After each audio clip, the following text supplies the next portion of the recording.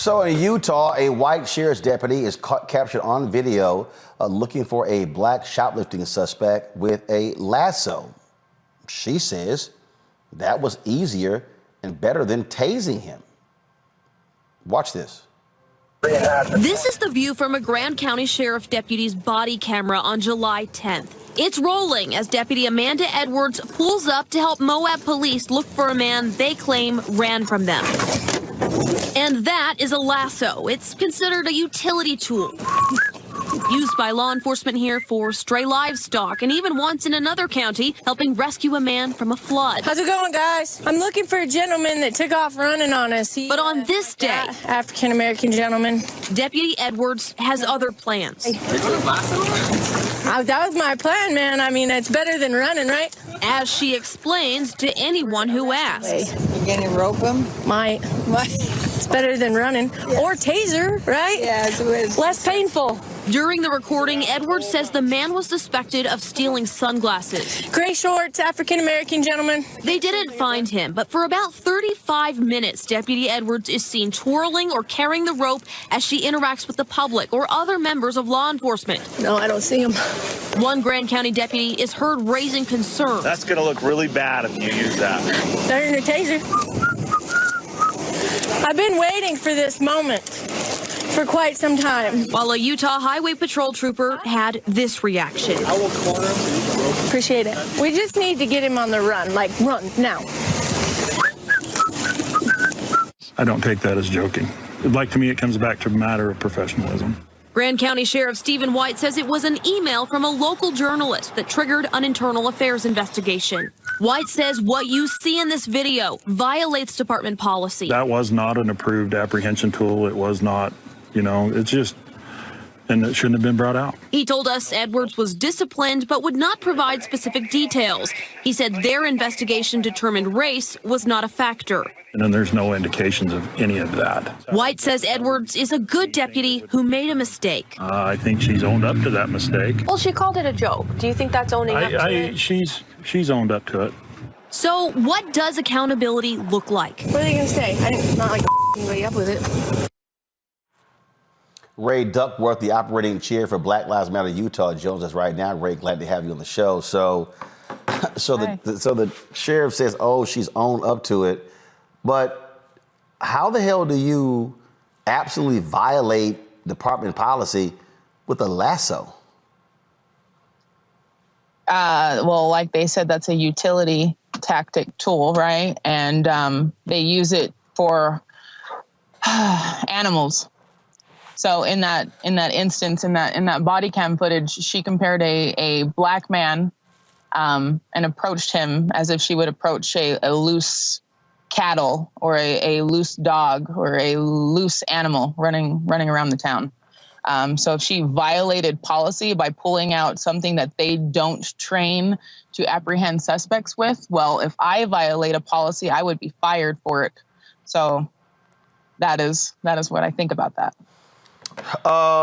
Has the sheriff met with any community leaders like yourself to discuss this? Not that I'm not aware of that. No, nothing that I know of. Have y'all sought a meeting? Mario Mathis, he went to Moab and protested outside of their door by himself. He is also a black man. He is also part of the chapter and also part of Utah's Black History Museum. And he felt it to do so. So if they didn't take that opportunity to connect with a black man, a local black man, an activist, a community member,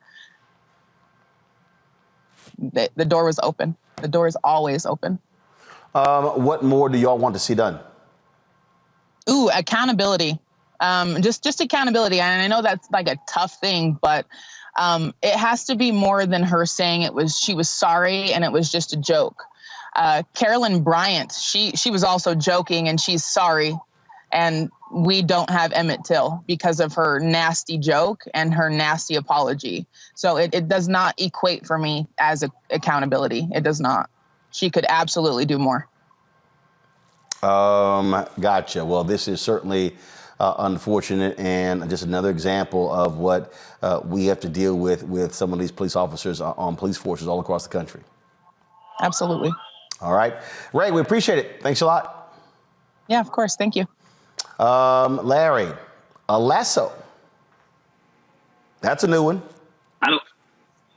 I don't have the words, man. It just feels like every time we have conversations about interaction with law enforcement, there's something new to add that we would have never have figured. So a Lasso is a new one, Roland. And so I'm confused. So first of all, her wording of African-American gentleman, it just, every time she says it, I just get a tightening of my heart, because she's saying sarcastically. That's first of all.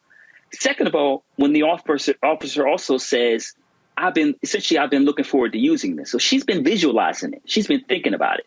And we know it historically, when we talk about some law enforcement officers historically who've gotten, these emails, et cetera, we've uncovered, when they've talked about, they've kind of visualized ways in which they could punish Black folks. So that's the second thing. The third thing is, when she spent 35 minutes walking around looking for this gentleman and just kind of walking around, one of her colleagues warned her that it's a bad look. And historically, they use it for, cows and pigs, whatever other kind of animals they use in Utah to capture with a lasso. It just doesn't add up. And once again, this goes to the point I made earlier about law enforcement not seeing Black folks as humanity. She's treating him like an animal, considers him an animal, and will lasso a human being and tie him up and drag him. So once again, she's not being properly punished. She thinks it's a joke. She should be fired. You can't have someone like that, driving a police car, dealing with members of the community. Where's the trust? There is none. She should be fired. Cleo, the other officers, hey, not a good look. How about somebody say, hey, that's not acceptable department policy. Put it up. About a year or two ago, you may remember that there were some Haitian citizens who also experienced the lasso. So this is the first time we've seen it, maybe in recent years, but this has been done before. What was interesting to me was the cliche narrative that someone said race was not a factor. That's always interesting to hear.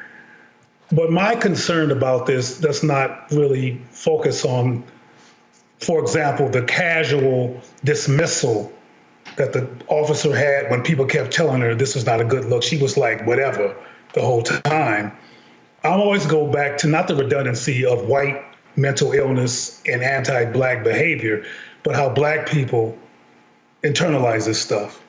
And at the risk of sounding one way that I often sound, I wonder how Black parents in that area are engaging their children, and that they're letting them know that that was wrong, and that cop suffered from a human corruption called racism, and that Black people are not the problem.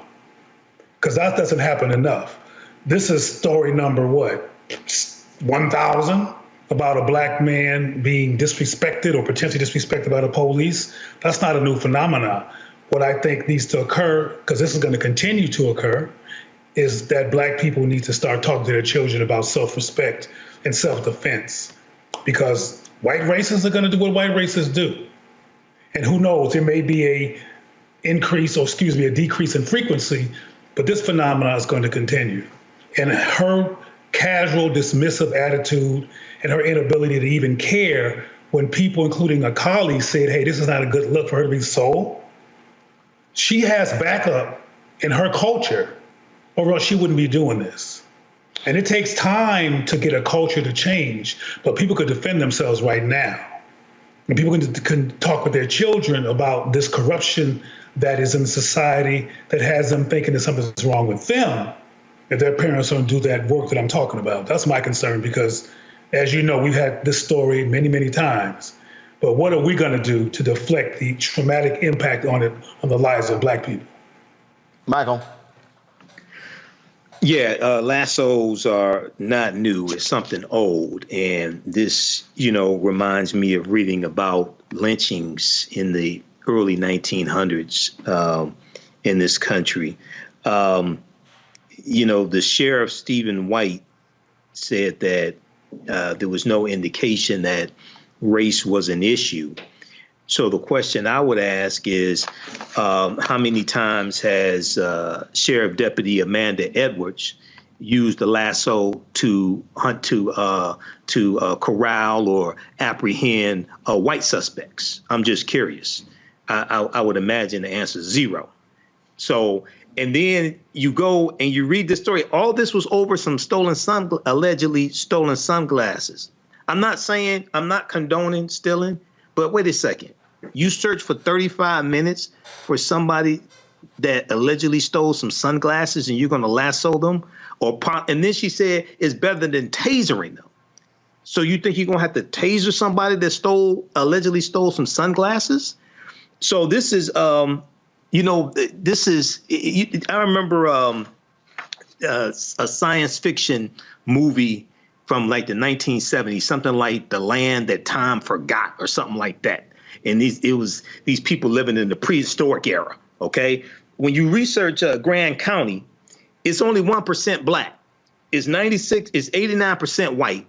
It's a population of 9,600 people. And it's only 1% black. So, once again, this is something that makes no sense, and some people just should not be police officers. That's it. Simple as that. All right, folks, back to that Roland Martin Unfiltered video in just one moment. We've got to stand up. Republicans are banning abortion rights, tearing down democracy, blocking progress. But when Democrats stand together, we win. Because we voted, Democrats stood up for black lives, voting to ban police chokeholds, stood up for black women, putting one on the Supreme Court, stood up for our families, lowering cost of health care and prescriptions and capping insulin, and stood up for millions by slashing student debt. This November, let's stand up together and keep making progress. This is our time, our moment to move forward, beyond the gun violence, the hospital closures, the unaffordable housing. Brian Kemp's Georgia for the wealthiest few. Stacey Abrams is looking out for every Georgian. She'll invest our $6 billion surplus in the fundamentals, education, healthcare, housing, and a good living. Putting more money in your pocket to build one Georgia where everyone has the freedom to thrive. Folks, Black Star Network is here. Oh, no punches! I'm real revolutionary right now. Support this man, Black Media. He makes sure that our stories are told. Thank you for being the voice of Black America, Roland. Stay black. I love y'all. All momentum we have now, we have to keep this going. The video looks phenomenal. See, this difference between Black Star Network and black-owned media and something like CNN. You can't be black-owned media and be scared. It's time to be smart. Bring your eyeballs home. You dig?